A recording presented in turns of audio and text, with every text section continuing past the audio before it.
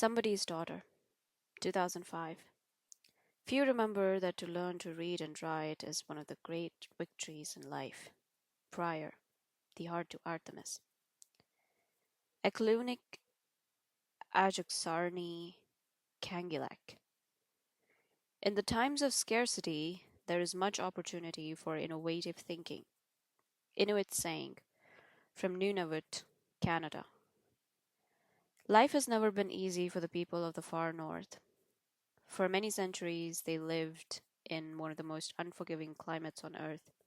No trees, no agriculture, extreme cold, and darkness for many months of the year, using tools made of stone and bone, wearing clothing made of skins, relying largely on fish and on the meat of seal, caribou, polar bear, walrus, and whales. They had a culture finely tuned to their environment. In this culture, men and women were independent. Hunters provided most of the food, but their clothing was made by the women, and unless it was made very well, the hunter could die. A leaky hammock could mean a frozen foot. Each set of skills was known to be necessary to survival of all, and each was respected. Then came the Europeans and the gathering of nomadic people into settlements and exposure to many of the more negative aspects of white culture, including excessive drinking and violence towards women. There was a break with traditional ways and a sharp increase in suicides. Children were forced into residential schools in an effort to wrench them into the 20th century, and two generations have undergone extreme culture shock. One of the worst effects of this has been the fracturing of families.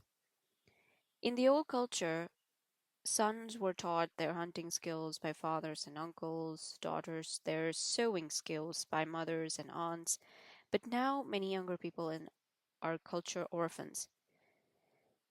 There are still a number of elders, living treasures, who remember the old ways. Somebody's Daughter, a 2 week camp that takes place in Nunavut in the Canadian Arctic, aims at a reconnection of the generations. It is run by Bernadette Dean, the social development coordinator for her district of Nunavut. Bernadette's Inuit name, Mikasak, Mika, or sparkling rock, describes her well. Scintillating and clear, but tough underneath. Like many who confront similar social problems, Bernadette knows that to improve the overall health of the community and its families, you must improve the well being and confidence of the women. Somebody's Daughter is for women in their 20s, 30s, and 40s who never had a chance to learn traditional Inuit sewing. Most of them have experienced tragedy, violence, or separation from their families. Bernadette explained the program's name to me. Not everyone is a wife, not everyone is a mother, not everyone is a grandmother, but every woman is somebody's daughter. Immediately, the participants are given a sense of belonging. The daughters go out on the land with a group of elders and teachers. They live in the tents and make an article of clothing the old way, scraping, stretching, and softening the animal skin first, then cutting the pattern with a woman's curved knife or ulu, and sewing it with sinew, the best thread, as it expands in water and makes a garment watertight. It's hard to describe the joy that learning this skill can give. But an improvement in literacy is also part of the plan because Nunavut exists in the same 20th century we all do. Computers and office jobs are now common, and for those and the money they can bring, literacy is needed. That is why two writers are invited to join the group, myself and the children's writer Sherry Fitch, who had been there the two previous summers. We both felt very lucky to be involved. But how to teach writing to women whose experience of it at school may well have been negative?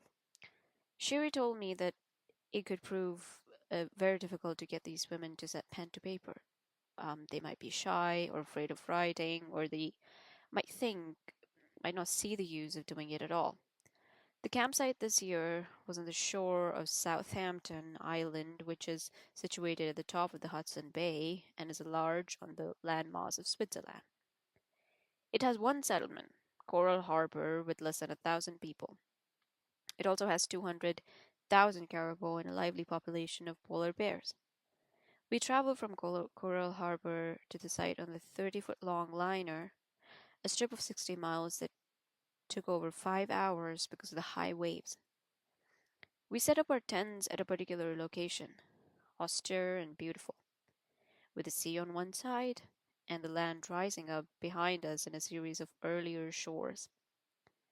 On the top ridge were some Dorset culture dwellings many centuries old, rocks set in the ground in a circle with a tunnel entrance and some fox traps and graves nearby. The ground at our site was smooth, white limestone rocks, so our tents could not be pegged. Instead, their ropes were tied to bolters. A good plan in the view of 80-mile-an-hour winds we soon experienced. We had 3 expert hunters with us to help with the site, to provide food and defend our camp. They immediately bagged a caribou, which was skinned and cut up. Some of it became caribou stew.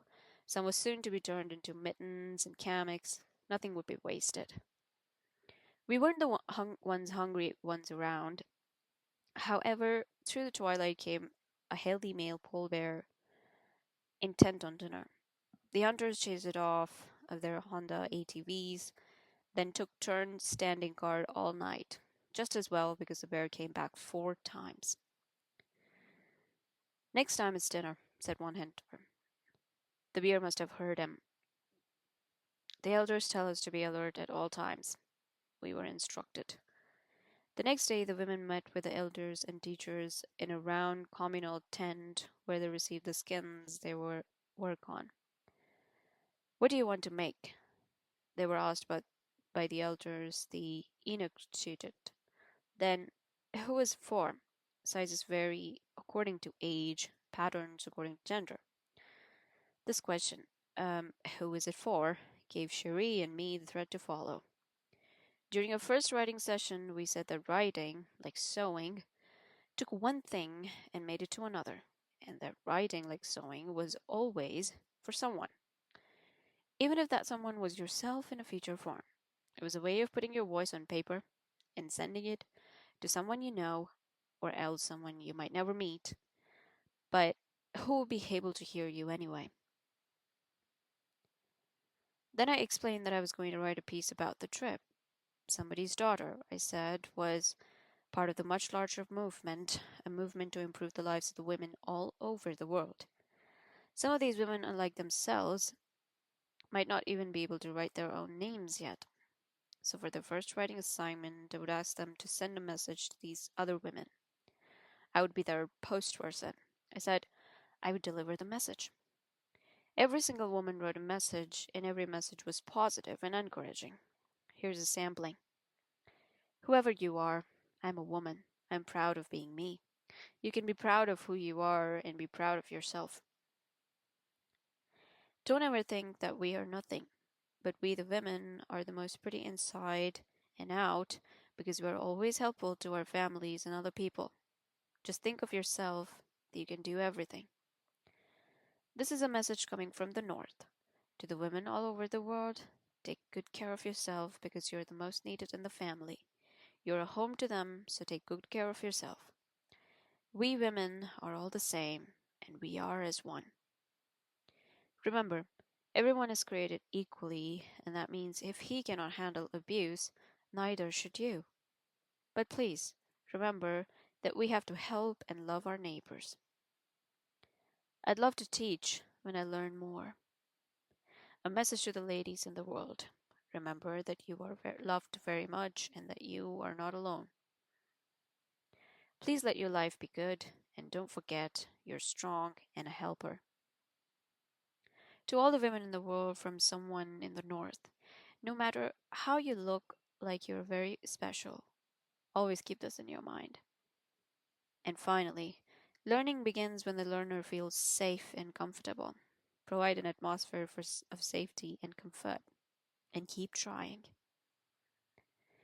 Writing messages of encouragement was in itself encouraging to the writers. The big round tent became a place of safety and comfort and healing for the women in it.